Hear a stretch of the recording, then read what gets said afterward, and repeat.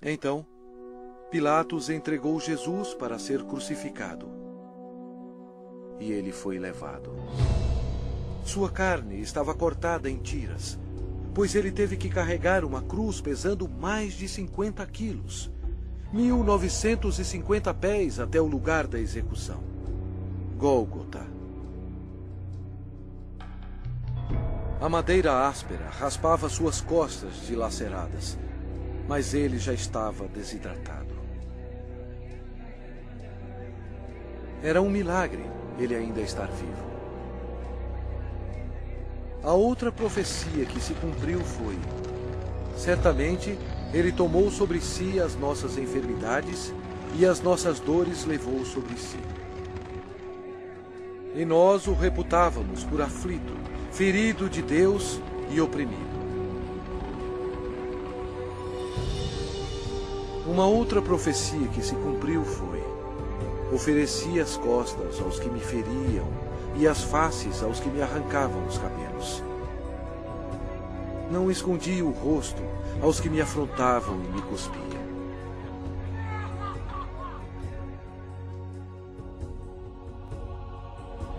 Deus deixou o céu por amor e piedade, a fim de carregar os insultos, mentiras e ódio de sua criação,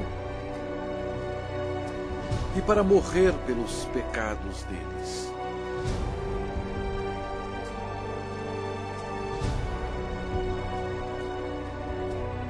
Os anjos observaram aterrorizados.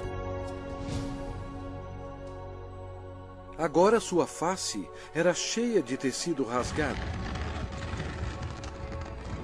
Os espinhos causaram muita inchação e uma infecção dolorosa, estando quase totalmente cobertos de carne inchada, que ele não parecia mais como um homem.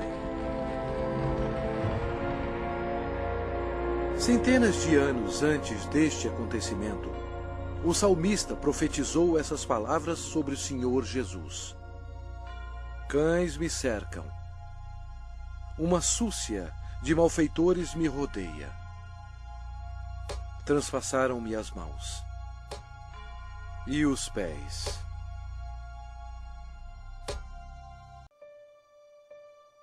O horror da crucificação foi descrito em termos médicos por um médico qualificado que disse: esta foi a morte mais agonizante que um homem podia aguentar. Ele tinha que se ajudar para poder respirar. A dor pungente causada pelos cravos, atingindo o nervo mediano nos pulsos, espalha pelos seus braços, indo para o seu cérebro e descendo pela sua coluna dorsal. O cravo, penetrando através dos nervos entre os ossos metatársicos do pé, sacode seu corpo ereto. E os músculos da perna se convulsionam e jogam seu corpo para baixo, remetendo-o contra a cruz. O ar é aspirado, mas não pode ser exalado até que a formação de dióxido de carbono nos pulmões e na corrente sanguínea estimule a respiração e assim alivia as contrações dos músculos. A vítima é destruída pela exaustão, choque, desidratação e paralisia. O coração quase não consegue bombear o sangue espesso, pois as células vão morrendo aos poucos. Nossos pecados levaram Jesus Cristo para a cruz.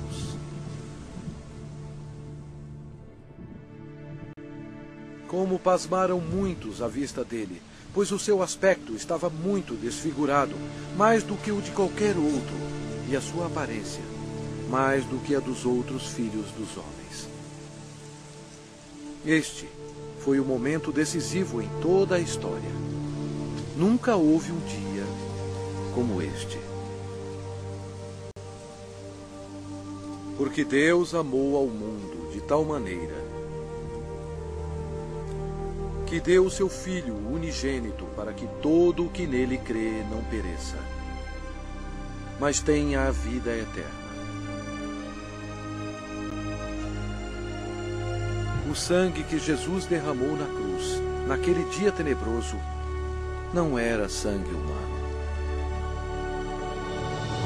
Era o sangue precioso de Deus, o único que poderia tirar os nossos pecados. Por que Jesus passou por tudo isto? Por você. Ele o ama.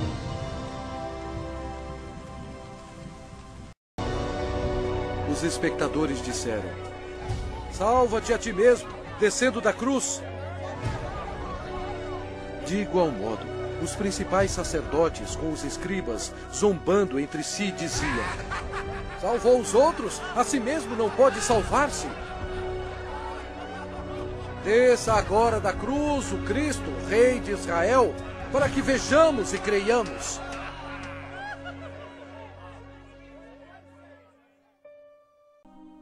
Pai, perdoai-lhes, porque não sabem o que fazem.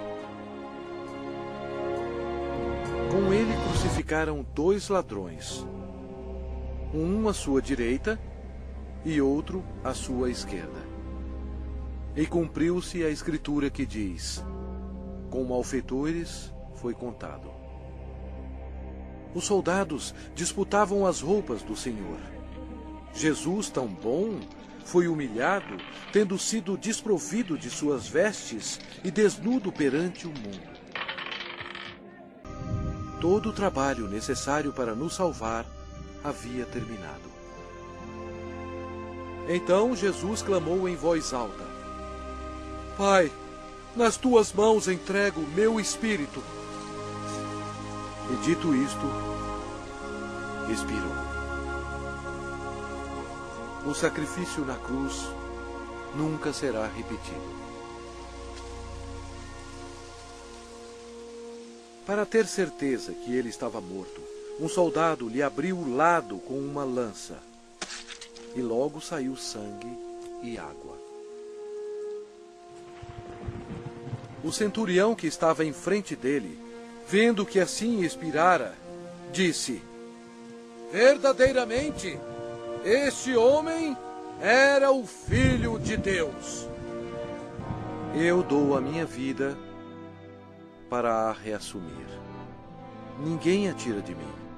Pelo contrário, eu espontaneamente a dou. Após sua morte, o corpo foi retirado da cruz e enrolado em fino linho e colocado em uma tumba emprestada. Uma grande incerteza tomou conta de Jerusalém. O Senhor Jesus estava morto. Judas se enforcou e os discípulos se escondiam temendo por suas vidas. A esperança havia sumido. Os discípulos, em sua incredulidade, esqueceram que Jesus dissera que iria ressuscitar.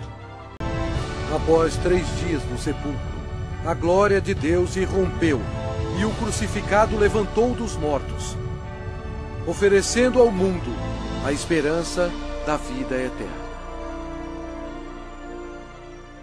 O Senhor Jesus Cristo, na sua vitória sobre o pecado, a morte e o inferno, proclamou: eu sou o Alfa e Ômega, o princípio e o fim, diz o Senhor Deus, aquele que é, que era e que há de vir,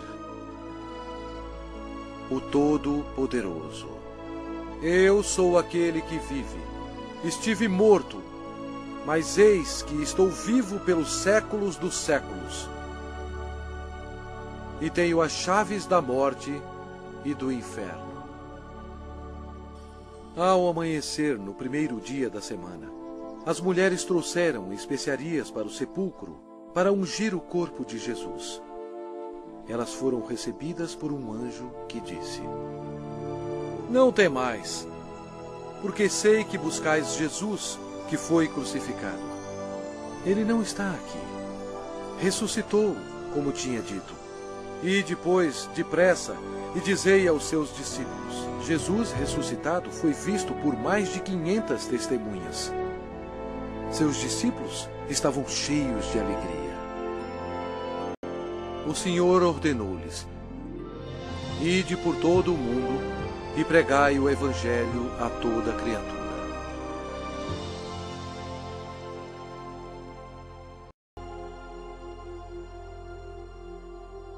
Jesus disse: porquanto Deus enviou o seu Filho ao mundo, não para que julgasse o mundo, mas para que o mundo fosse salvo por ele. Quem nele crê não é julgado. O que não crê já está julgado, porquanto não crê no nome do unigênito Filho de Deus.